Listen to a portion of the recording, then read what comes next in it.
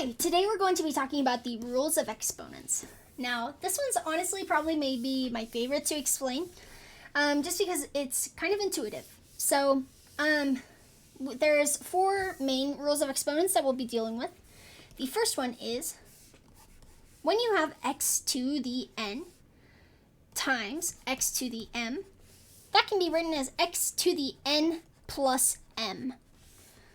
Now, the reason why that is, I'll plug in real numbers for both of these or at least for n and for m, just to show how it works. So x to the 4th times x to the 3rd is the same as writing x times x times x times x times x times x times x.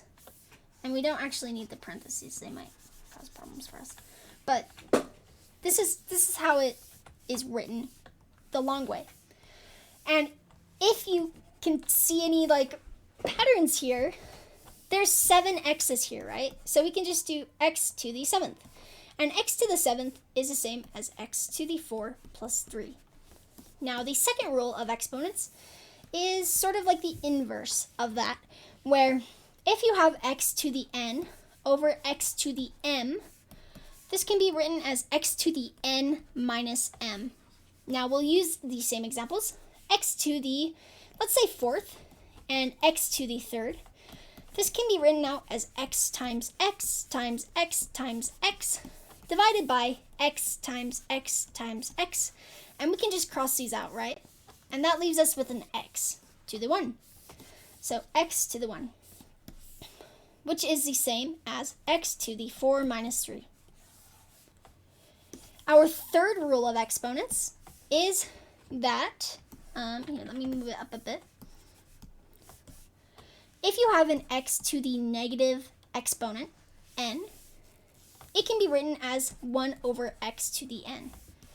For example, and I'll use real numbers for both of these, 2 to the negative 2 is the same as writing it as 1 over 2 to the 2, which is the same as 1/4. Now, the reason why this is because if you have something like x to the 3rd over x to the 5th, this is the same as saying x to the 3 minus 5, which is the same as saying x to the negative 2, which is the same as writing it as 1 over x to the 2, right? If we move it down, we have x times x times x over x times x times x times x times x. And we can cross out these, which leaves us with 1 over x times x, which is the same as 1 over x squared.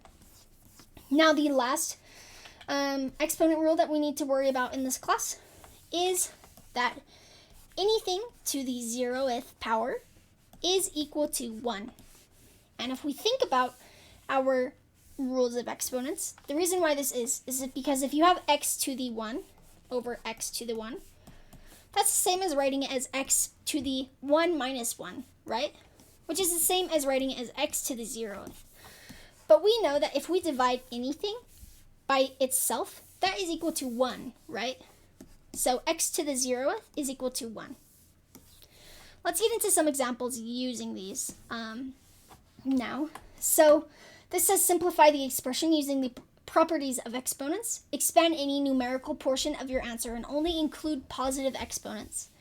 So this is the same as x to the 2nd. 1 over x to the 2nd. My bad. This one is telling us to simplify the expression using the properties of exponents. Same idea.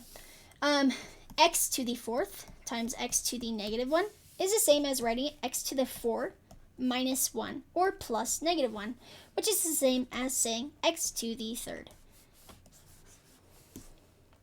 The same type of question here. 3 to the x to the 0, 3 times x to the 0, plus 5 times y to the 0. Now, this one is where people get tripped up a little bit.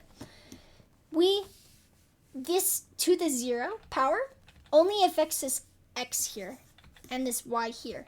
It doesn't affect the 3 and the 5, because this is the same as 3 times x to the 0th, plus 5 times y to the 0th, not plus 5 times 0 times y to the 0th.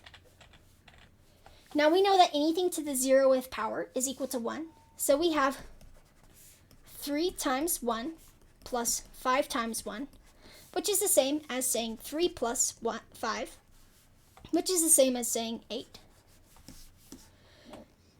Now this one's also a little bit tricky, but we just have to remember to expand and keep track of our like terms. So we have negative 18 times y to the 5th over negative 3 times y to the 2nd.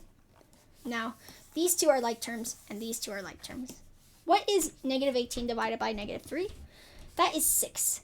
So 6 times, and then we have y to the 5th divided by y to the 2nd, which is the same as saying y to the 5th minus 5 minus 2, which is the same as saying 6y third to the 3rd.